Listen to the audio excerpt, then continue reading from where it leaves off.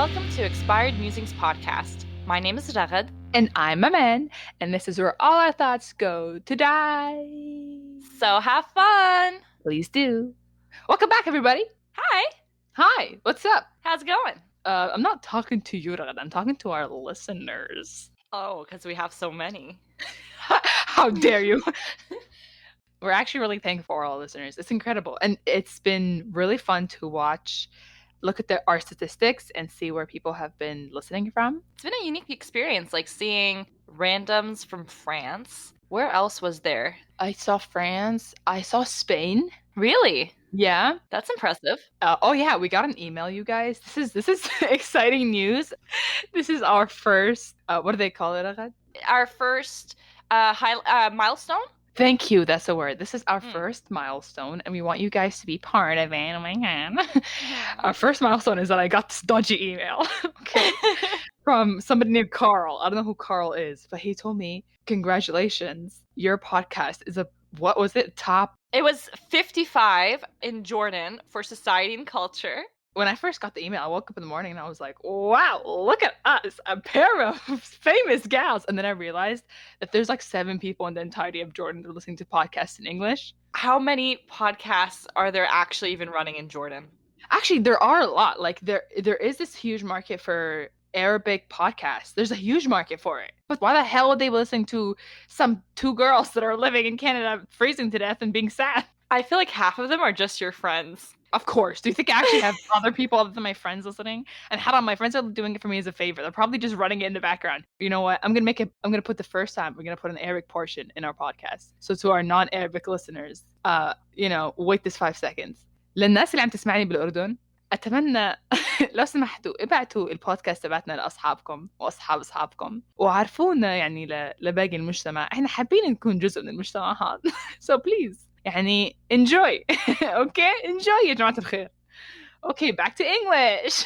Yay! Bilingual queen. Jeez, so good for you. Okay, no need to be condescending. You can't even say hi. That's not my problem. Hey! How dare you! Anyways, okay, so now let's get down to business, everybody.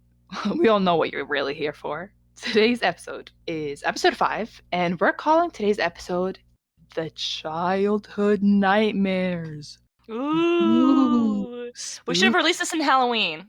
Here's the thing. I came up with this idea after watching my favorite podcast. It's called Dead Meat, the Dead Meat podcast, and they're this really cool couple that talk about horror films, right? And I've been really into horror films and horror media lately. I saw them put this episode talking about childhood fears, and there was a bunch of things in there that, like, things that I felt were universal and then things that were incredibly geographical. Mm-hmm. So I watched this episode and I was like, oh man, that'd be such a cool thing for Ragad and I to talk about. Childhood fears. Mm-hmm. So in order for this to work, Ragad and I came up with 2 ground rules. So Ragad, tell the first one. First rule. Me and Aman have not shared any of the discussion points we'll be talking about today. So our reactions are going to be pretty genuine. We're going to be hearing about each other's fears for the first time, and so will you. Yeah, I'm really excited for that. And the second point that we want to make is that this episode is completely anecdotal. And we might not relate to each other's fears, and you might not relate to our fears, but I think it'll still be a really fun experience. So we want you to stick around, that even though these things are not really familiar to you, try to put it in the perspective of you as a child, okay? Okay. So now that's out of the way, shall we get started? I think so. Who wants to go first? Actually, I think we should play a game of, how do we play rock, paper, scissors? Sure. Because we're looking at each other right now. We're like doing a camera thing, so we can see each other. You guys can't, but we can. Okay, let's go. Ready? Rock, paper. Scissors. Wait, the timing's off. We're so bad at this. One more time. Rock, paper, scissors. Wait, wait, when do you go? Shoot.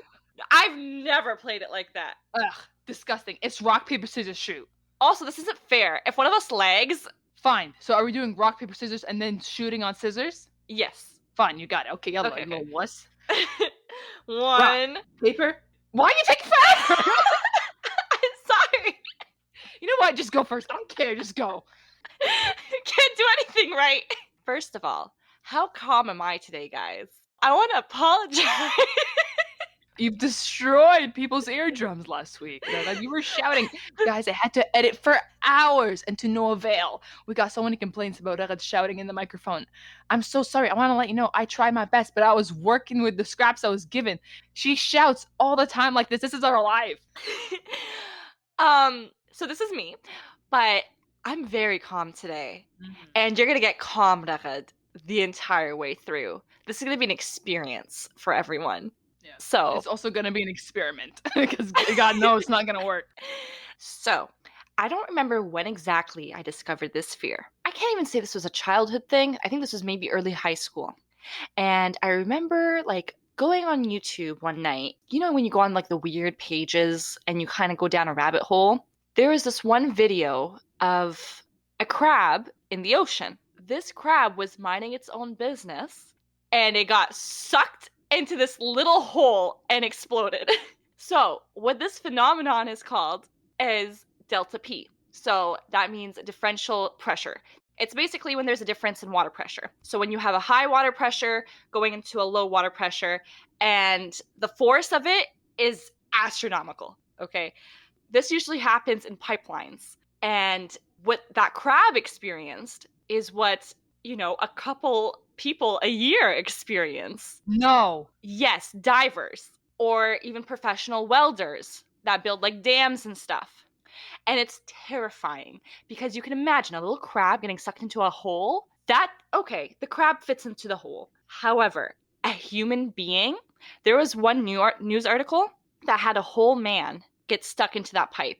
It swallowed him whole, and they had to basically get him out in pieces. Oh my God. Everything about him was crushed. And not that I'm a diver or that I'm, you know, part of the aquatic family, but imagine one day you're just walking in the ocean, okay, or swimming. Yes, the infamous walk in the ocean, guys. Who've all done it, just taking a stroll down the Pacific. Hello, hello, sperm whale. Hello, crab that's being murdered via suction. What the hell's wrong with you? Okay, but imagine you're just, you know, you're a diver, you're like scuba diving around that area, and you hit a rock, and it immediately opens up this hole that you get sucked into, and it's like a bloody mess. Oh my God, this is vile. Yes, it was etched into my brain for eternity. So I don't know if this is like a relatable fear. I think now it is. Yeah, this is definitely something new. I never heard of this phenomena. And how old were you when you were worried about this? I don't know, maybe like 14. What the hell were you doing on the internet at 14, looking at crabs being crushed? Are you telling me that you weren't on the internet? I was on the internet since I was like 5. Yeah, I'm lying. I was also on down that rabbit hole, just watching some shit that I shouldn't be watching too. It's scary, even though it probably will never happen to you. Just the idea that a human being can fit into a pipeline is enough to unsettle me. No, I agree. Wow, that's actually horrifying. Mm-hmm. Horrifying way to go. Why are things in the ocean so scary?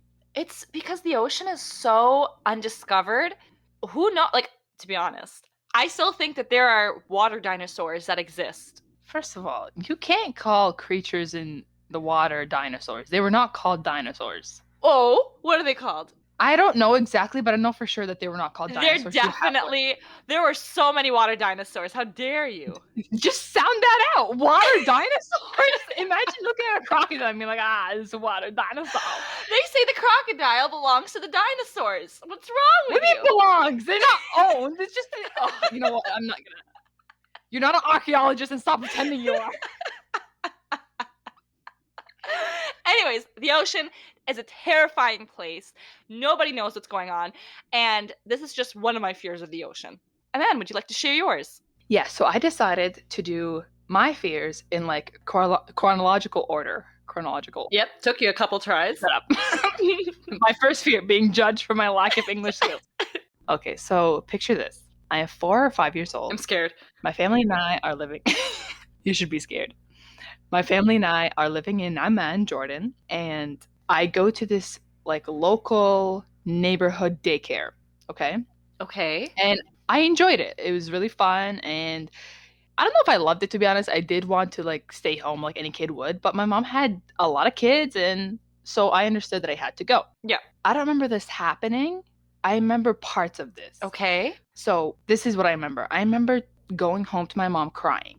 And I remember her asking me why I'm crying. And I told her that I'm scared of the rat room. And, she's like, what the hell are you talking about? And I said, well, in my daycare, when you're being bad or you do something bad, they tell you, we will take you to the rat room. And the rat room, they would like show it to us. It was, I think, now that I'm older, I think it was like an attic. Okay. And we didn't really have attics in Jordan. We had basements, but we didn't really have attics. Mm-hmm. In that, and they would be like, you see that? That's the rat room. And if you're bad, we're going to put you in there and lock you in. Wait, adults were threatening babies with this? Yes. So they used to tell the kids, and by me kids, I'm literally talking about babies. Like there were kids that were not older. Nobody in there was older than 6 years old. What is wrong with them? Yeah. So I tell my mom this while I'm scared. Because I was scared as hell, dude. Because imagine as a kid, like it's scary now. Imagine as a kid being told, like, you were going to stuff you in that closet full of, or that attic, whatever, full of rats, and you're going to die and they're going to eat you alive. Also, how bad can a 4-year-old really be? You know what I mean? Yeah. What is the context that a child, was so inappropriate that it deserves to be eaten by rats? Speaking of that, by the way, that's a real phenomenon. I've read so many stories where rats would crawl into the cribs of babies and gnaw at them all night. Okay, so this is why the story is a little bit like dynamic, because so what happened was I told my mom, and my mom, like the queen that she is, she like barged in and she shouted up a storm, and she demanded to talk to like the headmistress and everybody responsible, the teachers, and she's like, you cannot do this to children. It's traumatizing. It's disgusting. If I hear this happening again, like I will report you. Amazing. So yeah, she's like, I'll get you guys shut down. Like she went off. She was a Karen about it, and I'm glad she was. Oh, she did another thing that was cool. When she went to Yale, she took me with her to show me said room, so that she can like expel the mythology from my head. So the myth would be busted. Mm-hmm. Right. So she opened the door and I looked in and just across the attic. And I was like, okay, I don't give a shit. There's nothing in here except for like old chairs. And that was really clever of her too. I'm going to thank her for this later. Thanks, Mama. So anyways, I didn't think about that shit for years. Like, my mom took care of it. She told me it didn't exist. And years later, I was in grade 10 English and we read 1984. If for those of you who read 1984, and for those of you who didn't, 1984 is a book that is a difficult read. George Orwell isn't a walk in the park, so please read it at your own discretion. But there's a bit, and spoiler alert, where he's tortured. They put his face, basically, they put his head in a cage and they put rats in there to like gnaw at his face. And they don't actually let him for a long time. Like they're just sitting there, a torture method. I remember reading that part and I remember like tensing up. And I've never been scared of rats. I think they're rather cute. I'm one of those people like I want them for pets. But I was at that moment, I was like repulsed and I wondered why. And then it was like 2 days later in the shower that I was like, that's why. So there was still a connection in my head regarding these two different instances in my life where it was like rats in a cage. Oh, I guess that's cool if you want to talk about long-lasting trauma. Why do we talk about trauma in every episode? We're traumatized people, okay? Embrace it, love it. Oh, great. Sorry about that. Your turn, Arad. Ooh. To continue on, I think everyone has heard about this at some point in their lives. But for me, it troubled me more than it should have. The Bermuda Triangle. It was very prominent growing up. Not in my life, but in the news. The amount of missing ships and airplanes and... Hold on. Don't say the news like you're waking up in the morning with your cup of coffee and your newspaper and you turn on CNN and they're like, and again, breaking news. Another ship lost at sea at the Bermuda Triangle. We'll lose more lives every year to the horrendous phenomena. Back to you, Charlie. Like, it's not a thing that happens. Why are you pretending that you searched it? You kept looking it up until you, like, deceived yourself to thinking that it's real. Oh, my God. And to my dismay, it's very common. This happens all the time, and they're totally fine. I had to look it up for this. Apparently, the flights that would go missing, a lot of people blamed the pilots. One in particular was just prone to getting lost, so he just lost the whole airline. Wait a minute, this guy's an idiot. And apparently, so it was part of a Navy airline, and the mother of the pilot, she didn't want to admit that her son was an idiot, so she's like, let's just blame it on the ocean. Like, we don't know what was happening. And then the Navy was like, okay, that was just one incident. But I mean, that's a whole airline. Where is it going? Where did it land? And that's the scary part about it, is what's sucking it up, probably dragging it down below the ocean, probably Atlantis, because a lot of people were saying the lost city of Atlantis. Listen, don't look at me like that. It could be a possibility. I'm sorry, did you go deep diving in the Bermuda? Like, I'm sorry, did you? Did anybody? This is silly, Ragad. Even for you. Silly. You want to talk about silly? I heard. Okay. So, you know, being Muslim and all, we had a lot of theories over certain aspects of our religion. So, I don't know who started spreading this rumor. Wait, you called it theory. I want to emphasize that this is not a theory. This is some shit. Y'all remember in the first episode when the kid at school told me that Doritos are haram? This is what we mean by theory. It means that some kids started talking about it and then it spread like wildfire. And this is one of those instances. It's not like written theology of Islam. So come on now. Okay. So basically, because, you know, in the Bermuda Triangle, like, people lose connection, you know, things go missing and all of that, they're like, the logical explanation is that Shaitan's throne was in the middle of it, disrupting the frequencies. Because people were going to his uncharted land. First of all, people don't know who Shaitan is. Oh, Shaitan is just the devil. So it's the devil's throne residing the center of the Bermuda Triangle. And I remember being told this. Maybe this was like in high school again. I know, I'm a little gullible, but it sounded logical at the time. Wait, you believed this when you were in high school? I didn't not believe it. I think anything's possible. Again, we don't know what's going on in the Bermuda Triangle. Everything goes missing. Why? Where does it go? But then some like experts were like, well, it's the ocean. Like, a lot of it's undiscovered. So what makes you think this isn't just one of those undiscoverable things? Yeah, there's tons of theories. I remember reading about a bunch of them, and I'm sure there's a logical explanation to it, but I can't be bothered. It's more fun to just think that, you know, that the devil resides there.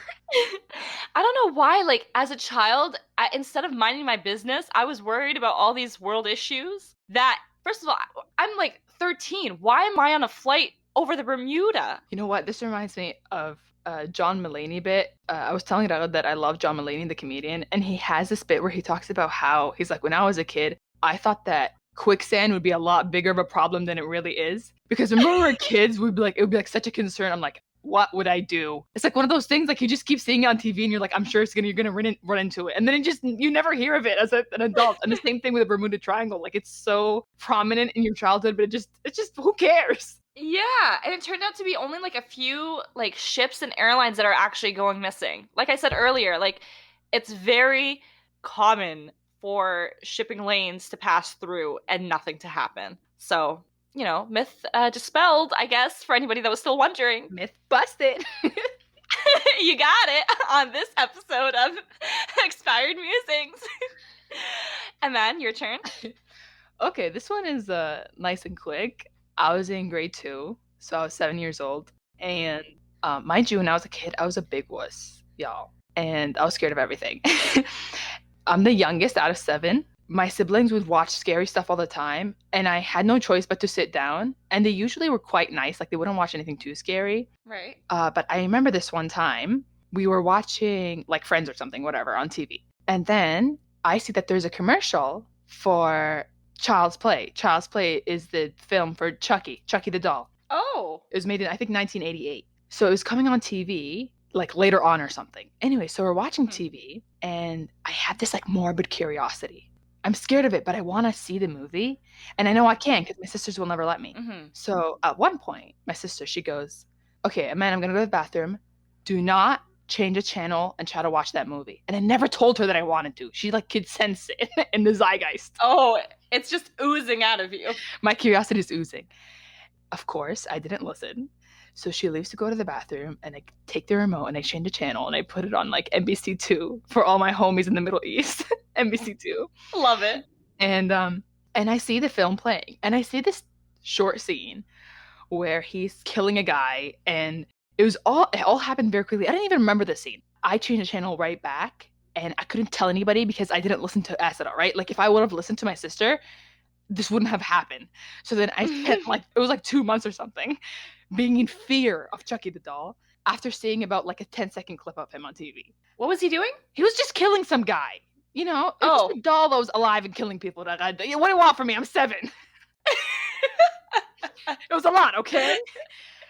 And I didn't have anybody to misspell the truths about this, about the possibility of because the actual story is like, it's like a serial killer. He takes over the body of a doll. So I was scared of it for years, and I didn't approach it until I was in my maybe about 3 years ago when I started getting back into horror, and I watched them, and they're a lot of fun.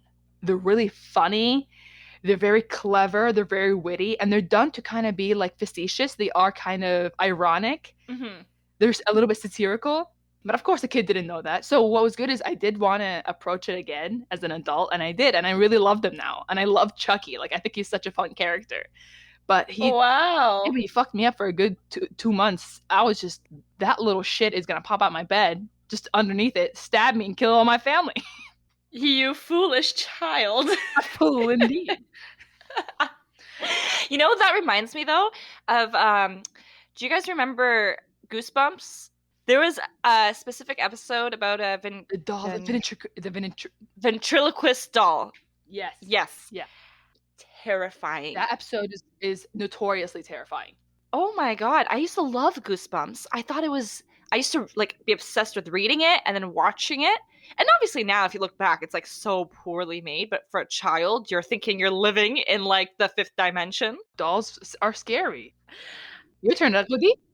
I feel like you guys are gonna get sick and tired of my fears because they're so impersonal.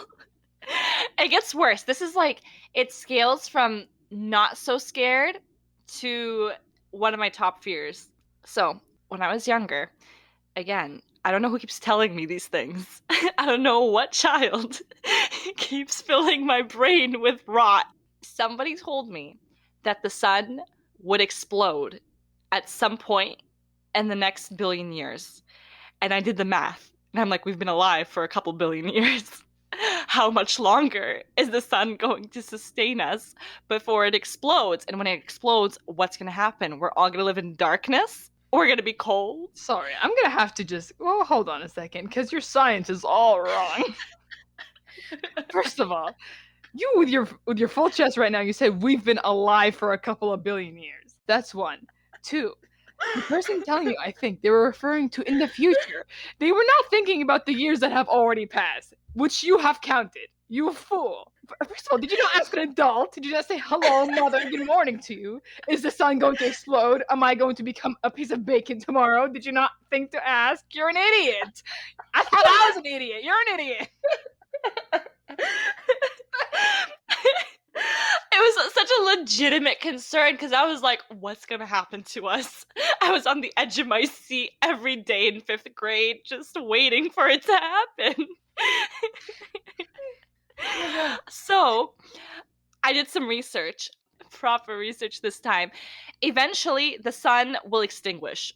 When it does, it will shrink to the size of Earth. And it's not going to be a big explosion, but it's more like a balloon slowly letting air out. It's not that epic, but at the same time, again, how long are we on this Earth for? And what's going to happen to us? My existential crisis has never before been so challenged. Yeah, I think that's what it is. It's rooted in your because that sounds like something, a kid would be like, oh, but what we're all gonna die. Nothing's gonna be the same. You know what I mean? That sounds like you were going that way. So I think that was like the tip of the iceberg for your downhill fall. I was always an anxious child, apparently. I hate space. I think it's a terrifying realm. I have a lot of admiration for astronauts. Thank you. At the same time, how do you survive mentally in space when you look into that tiny little window, when you see a tiny speck of civilization and everything that's ever stood for mankind, and you're in this vast void of darkness? What if your spaceship just kept going deeper and deeper into the abyss? What if you get sucked into a black hole? What if time travel, I know time travel doesn't exist as of this point. This is where you're going to become an adult. But when people talk about the speed of light, what does that mean? How fast is light and why can't I experience it? There's so many questions. I'm just worried about getting lost in space. And I think that movie Gravity explained it perfectly well with George Clooney floating away. Yeah, Little Miss Thing. They really let my boy Clooney die. No, I will say the fear of space is something that I hear about a lot, but I'm not trying to be rude to you all. I've met a lot of people in my life that say they're scared of space. I don't think you will ever have the privilege to ever see space. We are poor and we are not intelligent. We are not going to be astronauts. First of all, space travel is going to be a thing in, like, I don't know, 50 years or something. 50 People have already... Wait. People have already started pre-booking their flights to Mars for the low price of $10,000. You too can board Mars. You and Elon Musk and possibly George Clooney if he lives for another 50 years. For a simple down payment for a home, you can also be launched into space. And I'm a curious person. I can't help it. If I have money, I will spend it and I will go to space and I will be miserable. It's odd. This is very telling of your psyche, of your strange, corrupted psyche. You're not okay. Just a self-sabotage. What the hell is wrong with you? Okay, that's it for me. Continue. Okay, so this is one that I think my generation is simply being like, oh my god, I'm so intelligent. But I really think that from our age group would not relate, but older kids would. Okay. So since I have older siblings, I was forced as a child to like watch old films and listen to older music. And because of that, I got to experience a lot of things that people my age have never even heard of. So one of those things, when I was, I think, 13, I went to visit my brother in the US. He had this huge box set of the Twilight Zone. So the Twilight Zone was an anthology series. Anthology means every episode is different. It's a different story with a different cast. It was called the Twilight Zone because it was mostly about things that were like sci-fi. They had a lot of horror elements to it. It was a lot of spooky stuff, and it's black and white, and it is creepy. A lot of the episodes are extremely silly, but a lot of the episodes are, when something is so creepy that it sticks to you before you sleep, you can still see it in your head? Yeah. So this particular episode was the first one I heard of, and it was the first one I've ever seen. And I've watched maybe well over 50, 60 episodes of that show now, but this one is called A Nightmare at 20,000 Feet. And I know. That scares me so much. Okay, I think I know what you're talking about. Okay, so that's exciting. So I'm glad that if this is familiar to you. For those of you who don't know, this is what happens in the episode. It starts William Shatner. For those of you who don't know who William Shatner is, he was Captain Kirk in the original Star Trek. And Mr. Shatner boards a plane, and he's rather nervous. This will have spoilers if you're ever interested to watch it. I still think you should watch it even if you get spoiled. Basically, when he sits down in this airplane, you could tell that he's really, really nervous and he's uncomfortable flying. And, they're flying and whatever, and he's like sweating and he's not doing too well. And then he glances outside the window and he kind of squints and he's sitting by the wing and he vaguely sees this little creature, this like gorilla looking creature by the tip of the wing, kind of prying at the metal. And he kind of squints and he's like, oh my God, there's a creature on the damn wing. Like the plane is flying. So he turns next to him and he like shakes the woman next to him. He's like, excuse me, like, look at this. And she turns around and he's not there. And she's like, oh, I don't see anything. And he's like, I swear, we're just there. And he's like, okay, like I must be getting all messed up, right? Throughout the entire episode, he is getting more nervous and the creature is getting closer. And at one point, the creature sees him looking. It recognizes that he can see him. It locks eyes with William Shatner's character. And it all comes to a boil where towards the end of the episode, he shut like the little shutter and he has taken like he's popped some pills to feel more comfortable. And there's this wonderful tense scene of him kind of just staring in front of him, sweating. And he's dying with curiosity. He wants to see if he's still out there. And he slowly lifts up the window and there the creature is plastered against the window, nose pressed against the window, just staring back at him.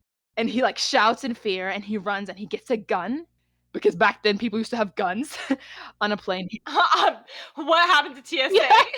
And he gets a gun and he like shoots through the window like a madman, right? So they stop the airplane and take him out. And you're told by the narrator, who's also the creator of the show, you're told that he was, taken into custody for like endangering people's lives and he was taken in for like psychiatric help. But when they were taking a look at the plane, after they took him away, they noticed there was lots of damage to the wing of the plane. Oh my God. And that's that.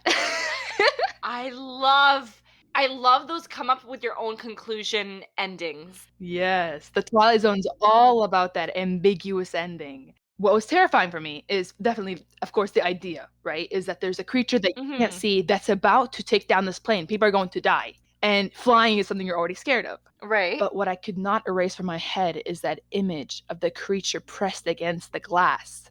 And you know what's funny? Like when I grew up, it is it's kind of silly looking creature. Like it does look like a guy in a suit, you know what I mean? Mm-hmm. But I couldn't stop thinking about it for months. I would be looking at windows just scared that I'll open the shutter and see that face pressed against my window. Oh my God. Yeah. I don't like that feeling of being chased or almost like hunted down, or if something like knows that I'm there and it's out to get me, and you're powerless to stop it. Yes, like I'm seated here and I have no anywhere to escape, and it's coming closer and closer. That's why I can't play tag. Yes, tag makes me nervous too, like being a sitting duck or like Yeah, or hide and seek. Hide and seek is about being a sitting duck. I can't play it. I get to like I rather like if I was in my bedroom and a killer walked in, or like a robber or whatever, instead of hiding, I would literally be like, I'm here, take me away. Like I can't hide. And I'm too scared. Like, you want my $5? Just please. I end the anxiety of like the unknown. And I'm so glad that this fits perfectly into my next fear. I made this fear up by myself. Nobody told me about it, and I didn't see it anywhere. But I have this thing where I like to scare myself. I like to imagine worst case scenarios and then face them. Let me explain. This started when I was actually pretty young. Like maybe this was like grade school talk. I would be in my bedroom at night. I remember looking out my window, but like the blinds were closed, and I would imagine a man trying to come in. Oh my God. I don't know. I don't know why. It's not like this has ever happened. I'm not speaking from like childhood trauma or like some subconscious, experiment, some subconscious experience. But I would literally frighten myself thinking that there was a robber or there was just a man at the other side of my window.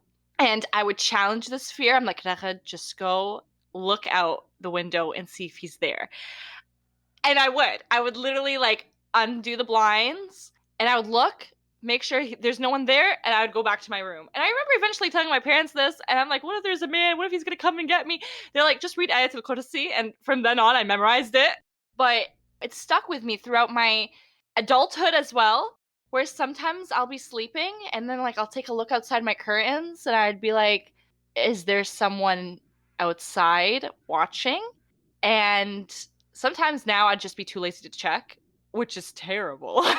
Because if something were to happen, I'd be very passive about it. This is so interesting. It seems like this is some kind of survivalist method. I mean, I don't think it's that strange. I guess we all kind of do that a little bit. If you watch a scary movie and you're like, what if there's the creature underneath my bed? But what I don't do is I don't necessarily like seek it out like you do. Like, I don't even understand it myself why I do this, but it's something I have to check, or it builds up. Like it just gets worse and worse and worse in my head. I think I like catastrophize a lot. This is so interesting. I feel like this is definitely, listen, if there's any psychologists listening, please let us know what this means. I'm going to inquire into this. This is very interesting. Well, let me know what comes out of it. Wow. But yeah, please, psychologists, please slide into our DMs. Anyways, your turn. So I wasn't really I wasn't really a Tumblr kid, and I wasn't really like a blog kid, but I was a YouTube kid. I used to go down rabbit holes all the time. And I think maybe in 2007, 8, there was this phenomenon. Okay. It was this phase where you would click on a video and be like a song, for example. It'd be like, okay, like Akon Smack That, right? Featuring Eminem. Mm-hmm. And you'd be like, cool, I want to listen to it. And you click on it. And then halfway through the video, Reagan, the possessed girl from The Exorcist, she would like scream and be like, ah! And there was a game for it. Like, remember there was the game that you would do online, and like you had to like not touch the walls. The maze. Yeah, there was a bunch of things that included Reagan, which is really funny because that film is ancient, and it came up like 30 years later to terrorize another generation of kids. Wait, it's still relevant? Yeah. So the thing about The Exorcist is, my sister Alette, for example, watched it when she was a kid, and it was for the generation before her, and it traumatized her. And then it traumatized me. You know what I mean? It's like popping up in pop culture, obviously, because it was such a brilliant film. This again goes back to, I actually did watch The Exorcist, and it actually is as scary as you think it is. But it is brilliant. So there was this phase I had to get the little mouse and slide throughout the whole entire video to make sure that she wouldn't pop up. Oh. I had to check every single video before watching it. And what's kind of funny is that I'm still kind of scared of it happening. But when I watched the actual film, Reagan is possessed by a demon called Pazuzu, controlling her, right? What's making her look like that? Because before that, she's just a kid in the movie, just a little girl. And the thing is, the entire movie, you don't really see Pazuzu often, but there's a scene with Reagan. Oh no. She's like laying down in bed or something, and then she kind of looks up, and there's a scene of Pazuzu, the demon, like looking down at her. And Pazuzu is scarier than Reagan when she's possessed. I watched that movie to like kind of dispel the fear of Reagan, of that image that I saw like growing up of that possessed little girl from The Exorcist. But then instead, I got scared by Pazuzu. I got scared of something else. Because his face, like, it's just, imagine the camera just flashing to a character, and then just flash to this demonic thing on the roof. Ew. Like, in the darkness, like in your room, like looking up on your bed, and you just see him like staring down, and you just, scare the shit out of me. I hate you for this. I'm gonna be terrified editing this later. Sorry, I'm just so sad for you because this is your editing week. Like, Nagana has to edit all this material. I don't have to listen to it until it comes out. I'm so sorry. I'm so scared because I remember the Reagan stuff, which, by the way, I get called Reagan all the time. Really? Yeah, people, when I say, hi, I'm Reagan, a lot of them hear, Reagan. Oh, Ronald Reagan. That's so cool. You were named after the Yes, my Middle Eastern parents were in love with America, and they just a right-wing crazy president called Ronald Reagan that everybody hated. Imagine. It makes no sense, but I just go with it. I'm like, yes, that is my name, and they believe it. So that has new meanings now. Also, speaking of the maze game and like how it was in every video, do you remember the car video? German commercial. It's a commercial. Yep. And at the very end, she comes screaming out, oh my God, my heart literally. You know that they got in like legal trouble for that commercial because people were actually having heart attacks. Like they were having like heart palpitations. Wait. This wasn't like a kid that made it. This was like. This wasn't some gag on the internet. This was a commercial. I think it was either German or Austrian. I can't remember. But it was for a car, and it was like the whole joke was like, oh, like you need to focus on what's good. Something, I can't remember the exact meaning of the commercial, but they actually aired it, and it had to be pulled very quickly because people were having heart palpitations. And then it went on the internet and started. Oh my God! Yeah. What's wrong? What made them? Who's on their marketing team? They need to get fired. There's a murderer on their marketing team. What makes them think that I'm gonna buy anything from them? And if anything, they just guaranteed that all their stuff is possessed. They just guaranteed a boycott. Oh my God. Last one. I know this is like at least an hour. Yeah. But this is something that I was always told and I never knew why. And I think that kind of built in my head more than it should have. So when I was younger, people always told me never to wake a sleepwalker. And I never encountered anybody that sleepwalked. But it always played in my mind what would happen. I was so curious as a child. I could have just Googled it, but I'm like, whoa, what happens? What if I woke someone sleepwalking? And my mind played out all these different scenarios. So again, maybe it's something that's going on inside me. I don't know. This is all just, you should just call your doctor. I need to see someone because there's a lot of weird scenarios I made up. And one of them was like, I don't know why I correlated it to like demonic energy, like of a sleepwalker. Because I'm like, well, what happens? Like, are they possessed? Are they gonna jump into me? Are they gonna start screaming if I wake them up? I don't know. The possibilities were endless. Everything was supernatural. I thought they might like end up trying to strangle me. I thought maybe it had to do with aliens for a little bit. I know it's stupid, but like What is also going on with you? What is going on in your household, Ragad? You're on edge. I really was. I was constantly a fear of things that never happened to me. Oh my god, I'm so sorry. Anyways, go on. Yeah, so it wasn't until recently that I learned you don't wake a sleepwalker up because they're just going to be in a state of shock and they don't know what's happening. And if you wake them up too suddenly, they might end up with, like, I don't know, like a heart attack or something. It was anticlimactic, point being. And I mean, that eased a lot of my worries, but for a good portion of my childhood and high schoolhood, I was constantly wondering why? I just wanted someone to like sit me down and tell me why. So does nobody in your family sleepwalk? No, none of us do. What the hell were you worried about? Why are you coming up with things to be worried about? What's wrong with you, Ragad? Like, love yourself. I think this is a lot about my personality. Yes, you need help. Please leave in the comments if you're as disturbed as Ragad is.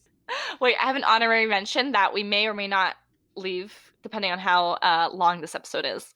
Do you remember, and I think it was a grade 10 or grade 11 English class, reading Lord of the Flies? Of course, it's very traumatizing. That scene where little Piggy, I forget what his name is, or I think that's what they called him, hold on.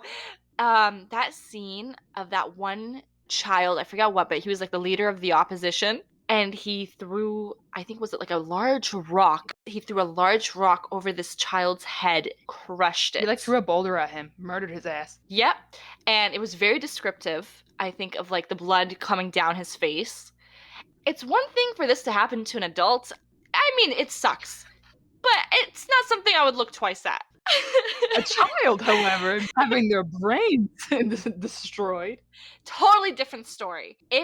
It's something about like the innocence of that child, and I think that was the whole point of that book. It's like, the innocence of them getting corrupted, and it's like survivalist and nature versus nurture and all that kind of stuff. There's a lot of lessons in that book, and I thought it was such a cool plot line. But it that scene, and I remember watching the movie for it, and it wasn't as vulgar, I think, as the description, but it definitely painted an image. Yeah, it was still pretty difficult to watch. Yeah, and haram, like I always have such a soft spot for little chubbers, and I don't know if that's mean to say, Intelligent but and so cute and so loving. yeah, he didn't deserve that. Yeah, and he was like empathetic. Dude, they killed him, dog. Yeah, Gore doesn't bother me, but I agree that reading that passage in the book was difficult. Very. On top of that, they would get like these pig heads and put them on like little poles. That was also like very, again, it's like that weird, like unsettling feeling of something wrong. Well, there is something that's the whole point of the book, right? Is children Yeah. being violent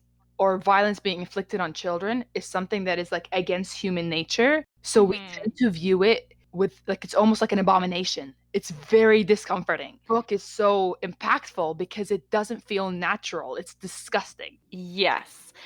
I mean, again, I have a lot of fears. Yeah.